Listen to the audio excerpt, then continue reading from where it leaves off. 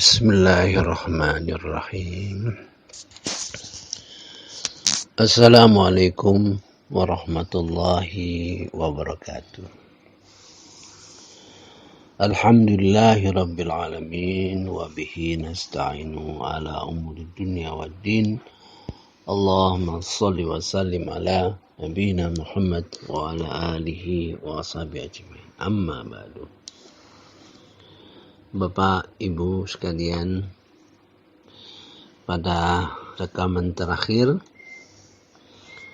kita sampai pada Ar-Rahmanir-Rahim, di mana Ar-Rahmanir-Rahim itu merupakan tauhid rububiyah yang menjelaskan Rabbil Alamin, menjelaskan Allah itu Rabbil Alamin. Kemudian Rabb itu dijelaskan adalah Ar-Rahman Ar-Rahim. Salah satu fungsi Ar-Rahman adalah memberikan rahmat bagi siapapun di dunia ini, dan Ar-Rahim merupakan sifat yang memberikan rahmat di akhir nanti. Namun dalam kalimat Ar-Rahmanir-Rahim adalah kalimat yang memberi harapan, dan kita mengharapkan rahmat daripada Allah Subhanahu wa taala. Mari kita lanjutkan mengenai bagaimana cara seorang hamba memperoleh manfaat. Jadi setiap berita dari Allah Subhanahu wa taala yang merupakan kesempatan kita memperoleh rahmat daripada Allah Subhanahu wa taala apabila berkenaan dengan sesuatu hal, sesuatu kegiatan, sesuatu aktivitas, sesuatu keadaan kejiwaan yang mengakibatkan kita memperoleh rahmat daripada Allah Subhanahu wa taala. Kemarin kita sudah menjelaskan bagaimana rahmat itu mudah-mudahan kita memperoleh rahmat daripada Allah Subhanahu wa taala, yaitu di dalam surah Al-A'raf. A'udzubillahi minasyaitonirrajim. Bismillahirrahmanirrahim. Dan apabila dibacakan Al-Qur'an, maka dengarkanlah dan diamlah agar kamu mendapat rahmat. Jadi jika orang membaca Al-Quran atau diputarkan pembacaan Quran, kita wajib mendengar dan memperhatikan sambil berdiam diri. Baik ya, tentu di dalam sholat pun ataupun di luar sholat kita diam.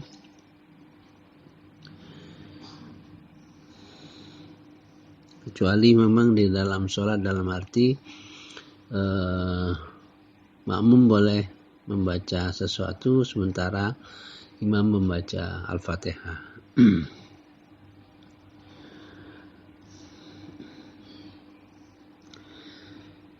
Nah, kata la'allakum turhamun, kalian mudah-mudahan ya, la'allakum turhamun.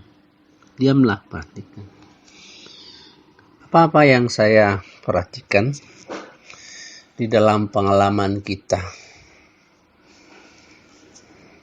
kalau kita mendengar orang membaca Quran atau didengarkan bacaan Quran, Kalau kebetulan ayat itu tidak biasa kita dengar atau memang kita tidak mengerti, maka akan sulit adanya keinginan untuk mendengarkan dengan baik ya.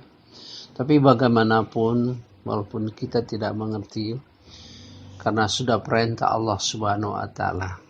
Nah, ini terkait dengan tauhid uluhiyah ya. Kalau diperintah dengarkan dengan kata fastami'u, itu bentuk fi'il amar ya, dengan bentuk perintah. Wa ansitu berdiamlah, perhatikan ya, itu perintah Allah Subhanahu wa Ta'ala ya. Kita tidak mengerti, kita sulit mendengar, paling-paling mungkin menikmati lagunya. Kerjakan, kita dengar ya. Itu merupakan kunci ketaatan kepada Allah Subhanahu wa Ta'ala. Kalau perintah adalah perintah yang menyangkut uluhiyah ya. Kalau perintah menyangkut uluhiyah itu berkenaan dengan bismillah. Jadi tidak ada alif di situ. Jadi laksanakan. Tidak usah banyak tanya. Tidak usah banyak alasan. Mudah-mudahan kita mendapat rahmat dari Allah Subhanahu wa Ta'ala. Banyak pengalaman kita lihat kalau orang membaca Quran, atau sebetulnya kalau orang yang menjelaskan Quran, misalnya mengadakan pengajian ya, apalagi khusus tafsir, itu sebenarnya sama hukumnya. Kewajiban kita mendengar dan perhatikan ya, mengerti gitu.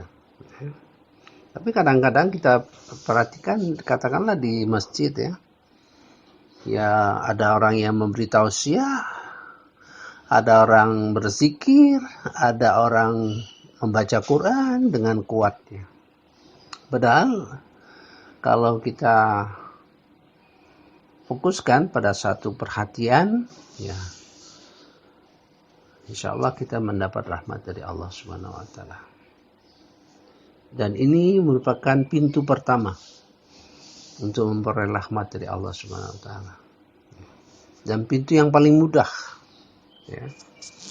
Begitu juga kalau kita setelah tausiah diberikan oleh ustadz misalnya, dan dia menyebutkan ayat serta surah, mari kita lihat, kita pulang ke rumah, kita lihat ayatnya, kita ingat ayat nomor berapa, surah keberapa, surah apa, dan kita ingat. Setelah itu kita pulang sampai di rumah, kita niatkan untuk buka apa sih sebenarnya ya. Jadi mudah-mudahan kalau itu jadi kebiasaan, insya Allah menjadi biasa dekat dengan Al-Quranul Karim.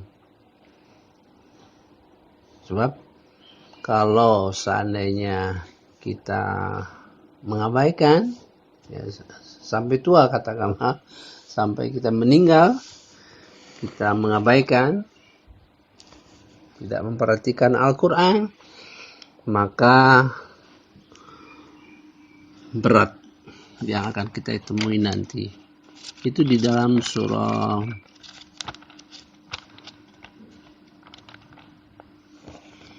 Toha ya. Jadi akibat kita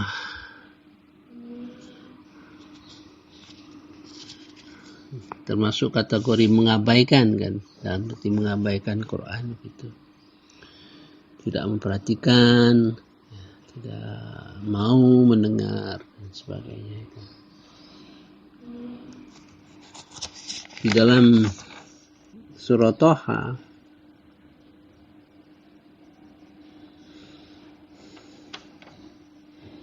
ini kisahnya begini. Ketika Nabi Adam turun ke dunia ya, beserta iblis pada waktu itu, Tuhan memberitakan bahwa kalau kamu di dunia nanti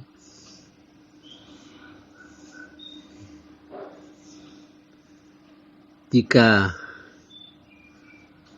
datang kepadamu petunjuk dariku, gitu, maka ketahuilah siapa yang mengikuti petunjukku, dia tidak akan sesat dan tidak akan celaka. Gitu ya. Artinya kalau tidak mengikuti petunjuk, tidak memperhatikan, dia akan sesat dan celaka.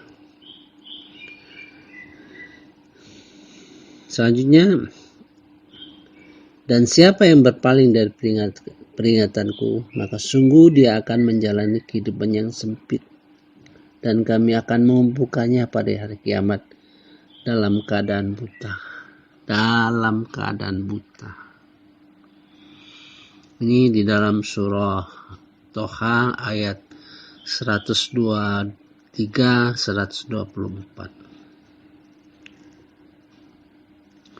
A'udzubillahi minasyaitonirrajim.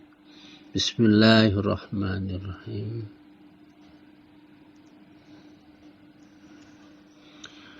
Qala bitu minha jami'a. Allah berfirman, turunlah kalian berdua dari surga. Ba'dukum li ba'din adu. Sebagian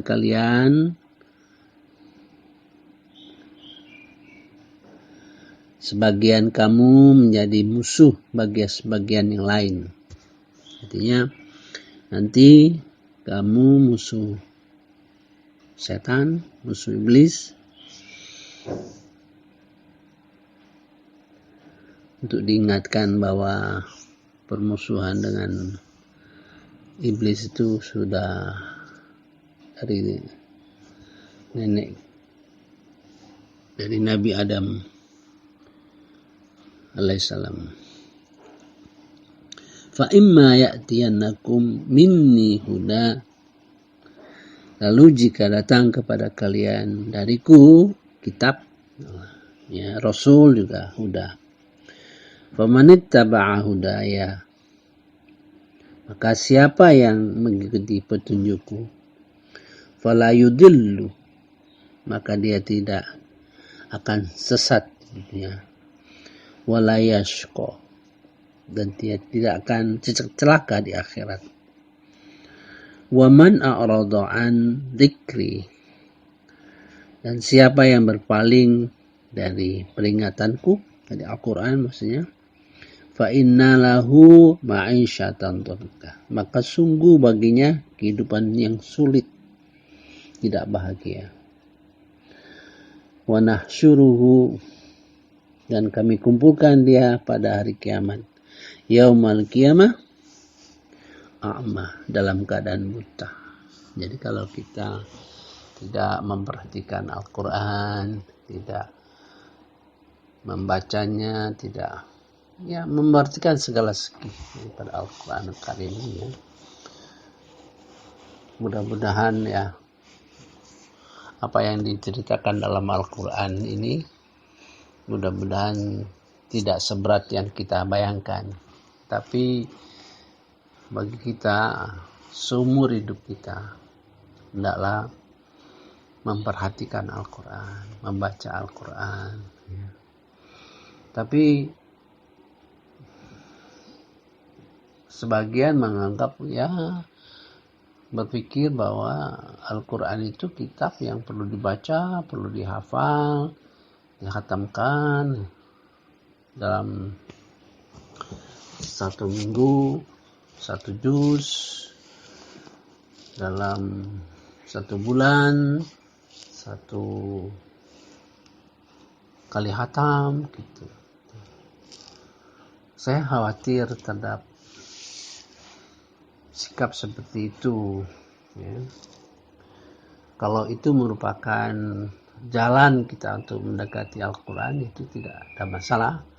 Jadi bertahap, ya. Sebab kitab Al-Quran itu di ayat pertama, ayat kedua menunjukkan bahwa Al-Quran itu adalah petunjuk bagi orang yang takwa. Jadi kalau ayat pertama, kedua dalam Al-Quran itu menyatakan demikian, maka seluruh isi Al-Quran itu merupakan petunjuk bagi orang takwa. Hanya kita harus mengerti bahwa Al-Quran itu terstruktur, ya. Suatu, katakanlah kalau kita bandingkan dengan buku-buku ilmiah, maka buku Al-Quran itu, ayat-ayat Al-Quran itu walaupun sedikit berbeda, ya, tapi intinya ayat Al-Quran itu suatu kumpulan ayat-ayat yang ilmiah, ya. Artinya ilmiah itu bisa dipertanyakan, bisa diuji, bisa dilihat strukturnya dan sebagainya. Nah, kalau seandainya terhadap Al-Quran itu kita hanya baca, tidak sesuai dengan tujuan Al-Quran itu sendiri. Tujuan Al-Quran itu adalah sebagai petunjuk bagi orang-orang yang takwa. Oleh sebab itu kita segera menyusun pertanyaan-pertanyaan, sehingga alhamdulillah kita menemukan bahwa Al-Quran itu bisa kita gali dan menemukan satu aspeknya adalah takwa. Takwa itu bisa kita lihat dari tahap ke tahap, ya. Nah, itu salah satu cara supaya kita mendapat rahmat dari Allah Subhanahu wa Ta'ala. Kembali ke surat Toha tadi, dilanjutkan, dan setelah nanti di sana buta, gitu. Ini kan suatu cerita bahwa kalau di sana nanti tidak memperhatikan Al-Quran, tidak mempelajari, tidak memahami dan seterusnya, kita akan buta di sana. Itu suatu peringatan. Kalau mau buta, tinggal pilih kita. Mau buta atau mau bisa melihat. Terus ayat 125 mengatakan, Qala Rabbi. Dia berkata, ya Tuhan, lima khasyartani a'ma. Mengapa engkau kumpulkan kami dalam keadaan buta? Wa qad kunta basira. Sungguh dahulu, wa qad kuntu basira. Sungguh dahulu kami orang melihat, gitu. Ini bertanya, gitu.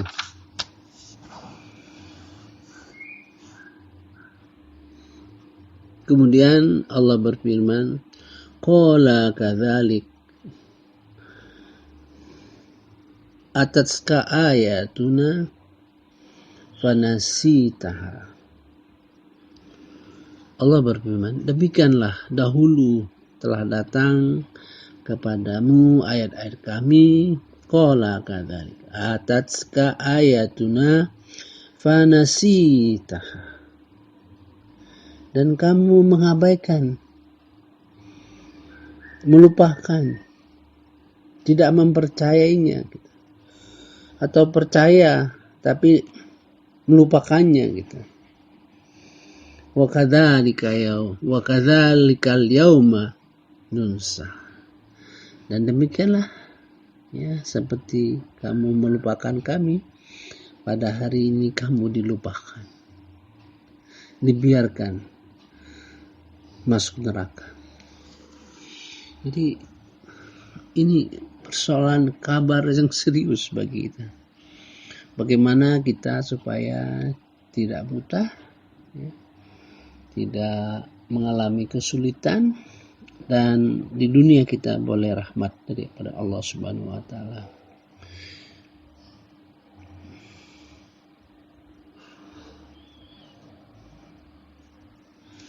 Memang di sini seolah-olah Wa kadzalika najzi man asrafa wa lam yu'min bi ayati rabbih. Dan demikianlah kami membalas orang-orang yang melampaui batas dan tidak percaya kepada ayat Tuhannya. Wal adzabul akhirah asyaddu wa abqa. Sungguh azab akhirat itu lebih berat dan lebih kekal.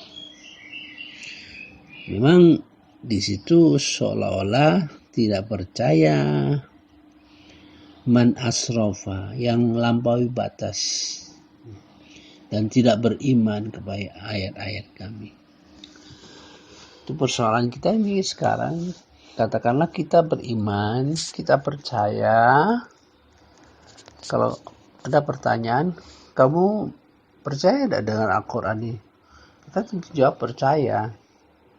Tapi sejauh mana kita memahami ayat-ayat Al-Quran itu, sudah paham, dimasukkan di dalam hati, sehingga itu merupakan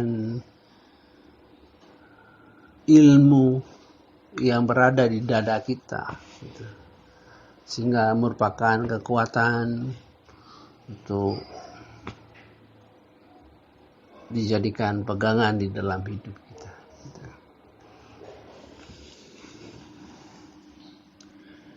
Itu yang menjadi ukuran kita. Mari saya bacakan ayat berkenaan dengan Al-Quran, yang diharapkan Al-Quran itu menjadi kitab di dalam dada. A'udzubillahi minasyaitonirrajim. Bismillahirrahmanirrahim. Bal huwa ayatun bayinatun fi suduri alladzina utul ilma wa ma yajhadu bi ayatina illa zalimin. Di ayat di surah Al-Ankabut ayat 49, surah Al-Ankabut ayat 49, sebenarnya Al-Quran itu adalah ayat-ayat yang jelas di dalam dada orang-orang yang berilmu. Orang-orang yang menempatkan ayat-ayat Quran di dalam hatinya dan terpelihara di dalam dada. Di sini sesuatu yang tidak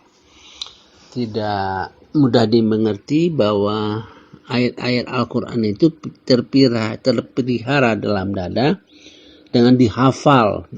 Ya. Itu saya kira perlu pemahaman.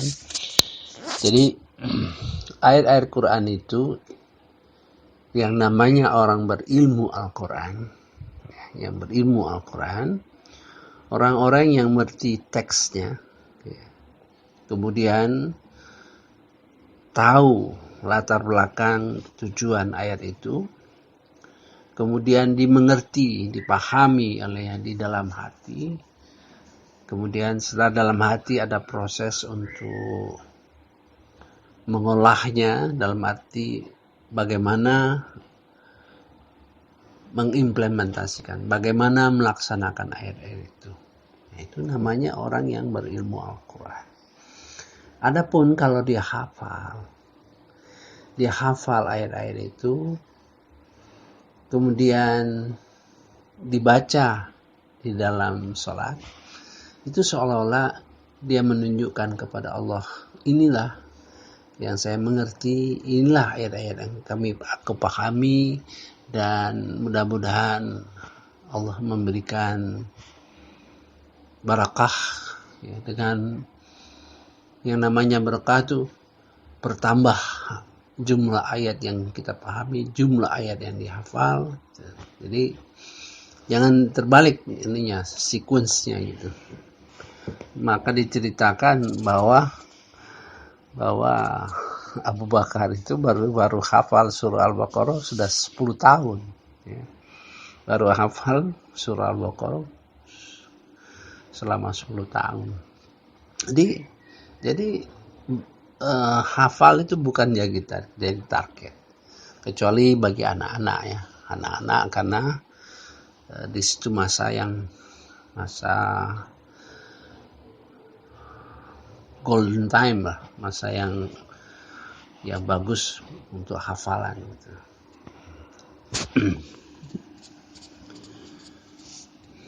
Jadi satu ya dalam surah Al-Ankabut supaya itu menjadi ukuran kita ya, menjadi ukuran kita bahwa ayat-ayat itu ya diletakkan ayatum bayyinatum malan.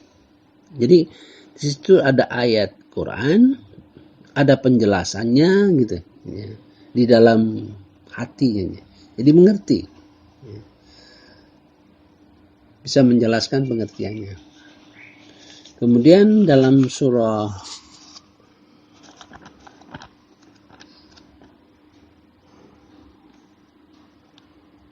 Al-Hajj ya,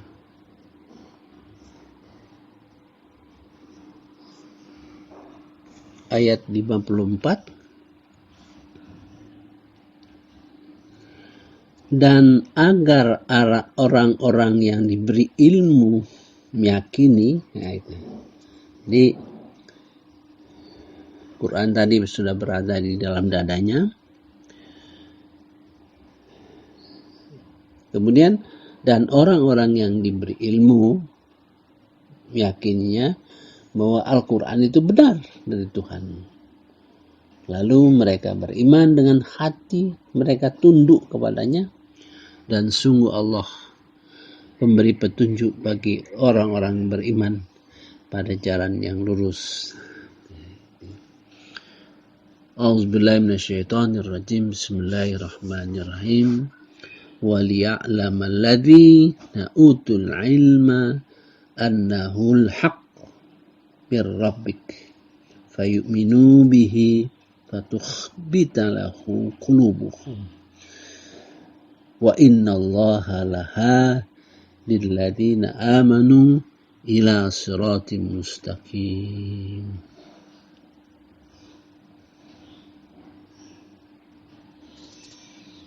Dan supaya mengetahui bagi orang-orang yang diberi ilmu Al-Quran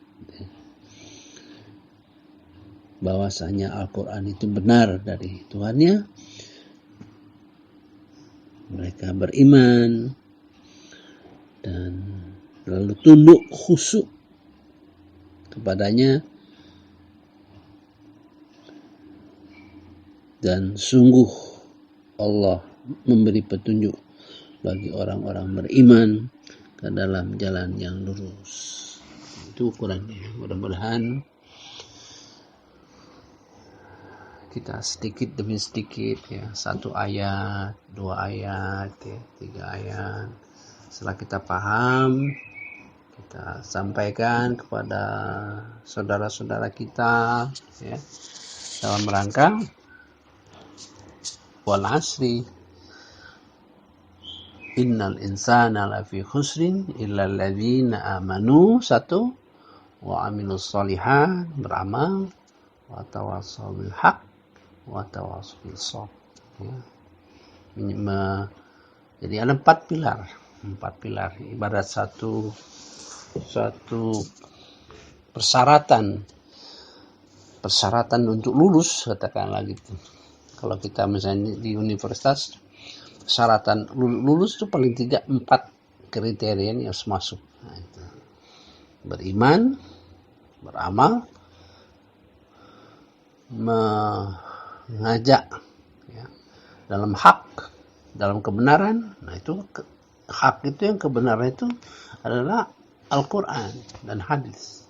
Maksudnya di situ kita harus belajar. Kemudian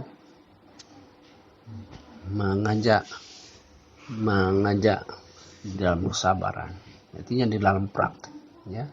Dalam praktek melaksanakan yang hak itu perlu kesabaran.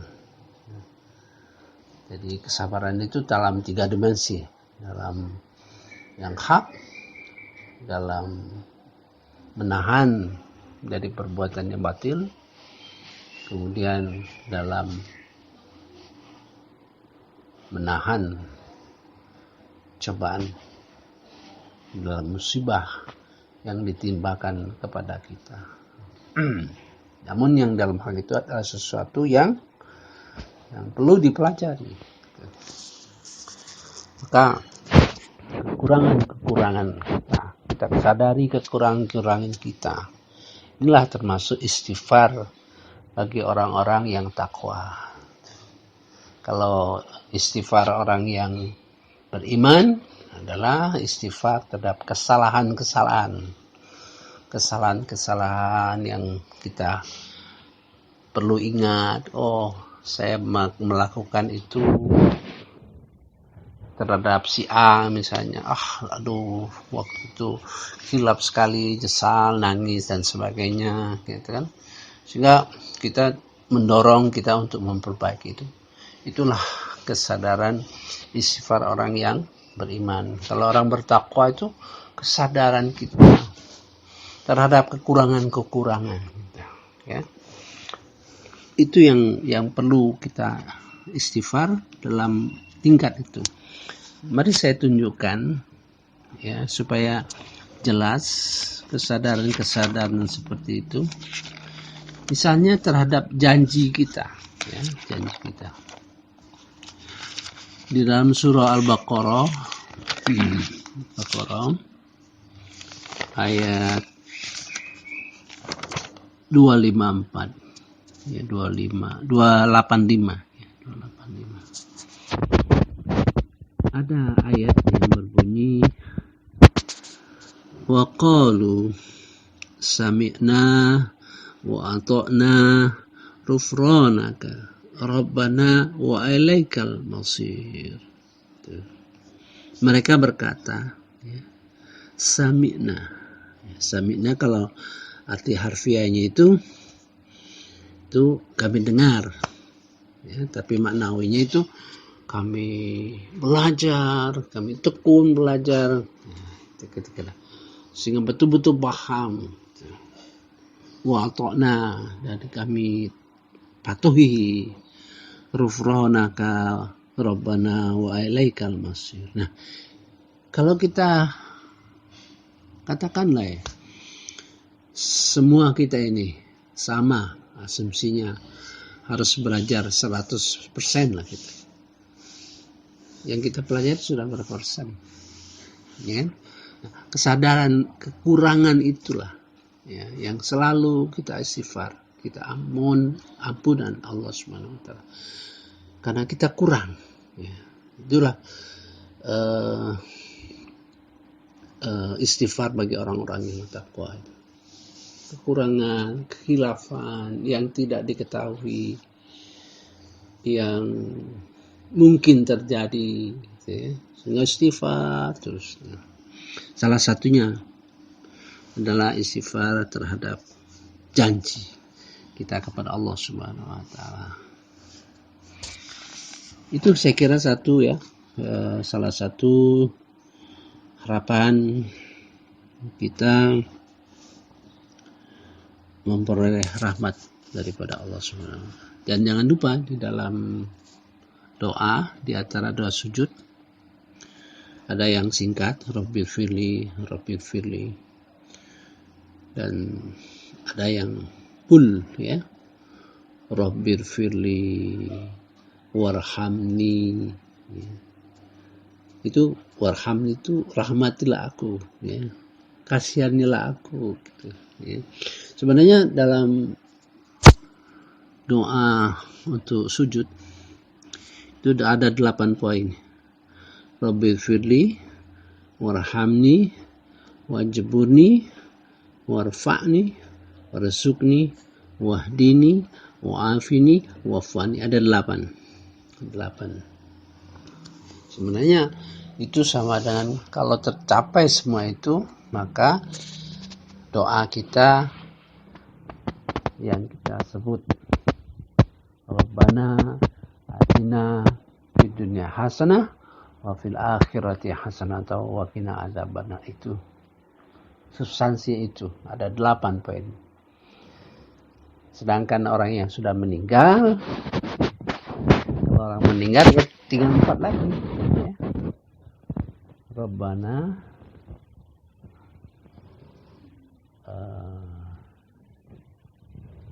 Allahumma firlaha, Allahumma firlahu, itu Allahumma firlahu warhamhu wa'afiha ya wa'fu anhu. Ada 4. Allahumma firlahu warhamhu wa'afihi wa'fu anhu. Ada 4. Rabbi fili tadi, warhamni masuk. Terus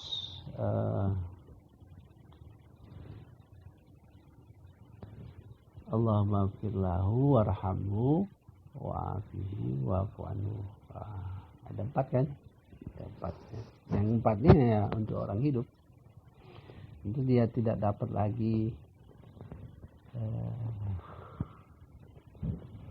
warzukni, tidak dapat lagi mohon rezeki kan, tidak ada lagi itu.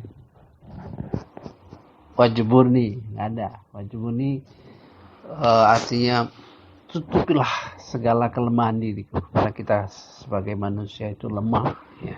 Kelemahan itu ditutupi dalam arti diperbaiki gitu loh. Misalnya kelemahan kita kurang semangat katakanlah ya, dalam berinfak misalnya. Nah, kekurangan kelemahan kita itu katakanlah agak kikir gitulah. Nah, tutupi artinya berbaiki gitu, ya. Supaya kita tidak jadi kikir gitu. Sehingga jadi ke-8 poin itu merupakan doa yang kalau kita perhatikan ya sesuai dengan Rabbana atina fid dunya hasanah wa fil akhirati hasanah wa qina adzabannar. Saya kira cukup dulu ya, nanti cukup 1 dulu. Ada banyak ini, ada 10 ayat yang menjelaskan bagaimana kita memperoleh. Tentu karena tingkat ketakwaan itu kita sudah gambarkan, ya, tingkat ketakwaan itu sudah kita gambarkan dalam 7 tingkat. Ya. Tentu setiap tingkat ada referensi khusus ya, bahwa orang-orang sampai pada ketakwaan yang tinggi tentu mendapat rahmat Allah yang lebih tinggi lagi tentu ya. Misalnya kalau ini Quran kan, Quran ini suatu yang basic. Mudah-mudahan kita mendapat rahmat dari Allah Subhanahu wa taala. Kita senang dengan baca Quran, kita perhatikan baca Quran, kita perhatikan isinya dan sebagainya. Mudah-mudahan kita termasuk orang dikategorikan ibadur rahman. Ya, ibadur rahman itu orang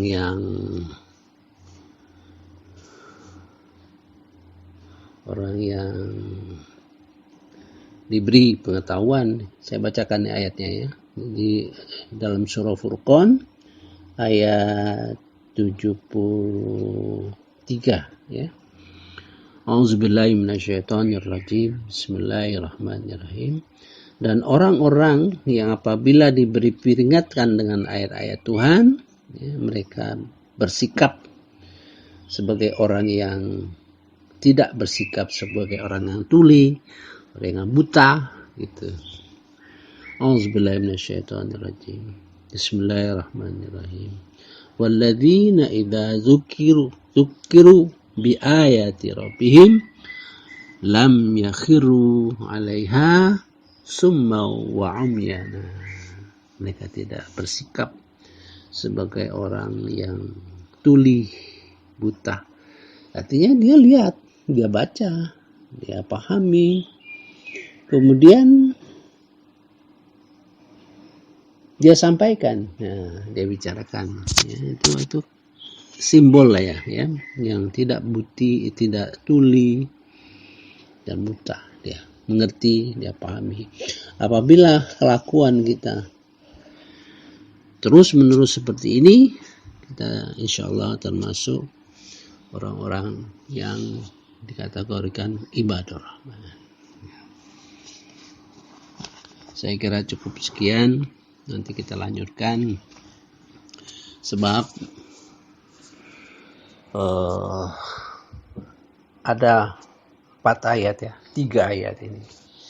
3 ayat di dalam Quran, dalam Al-Fatihah. Alhamdulillahirabbil alamin ya. Alhamdulillahirabbil alamin. Itu tujuan akhirnya. Kalau kita paham dari seluruh ayat-ayat yang berada di dalamnya, ya, seluruh substansi yang berada di dalamnya, insya Allah Tuhan menumbuhkan di dalam hati kita rasa cinta, ya, rasa cinta. Kemudian dalam Ar-Rahmanir-Rahim, mudah-mudahan Allah menumbuhkan rasa harap, ya, karena berkah dari Allah Subhanahu wa taala, rasa harap. Dan di dalam Malik Yaumiddin, mudah-mudahan tumbuh rasa takut. Jadi digabung nih rasa cinta, rasa harap dan takut kepada Allah Subhanahu wa taala, itu menimbulkan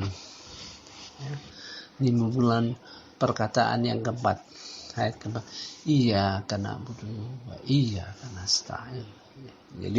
Jadi menggalinya tentu sesuai dengan seluas Al-Quran ya. Saya kira cukup. Wassalamualaikum warahmatullahi wabarakatuh.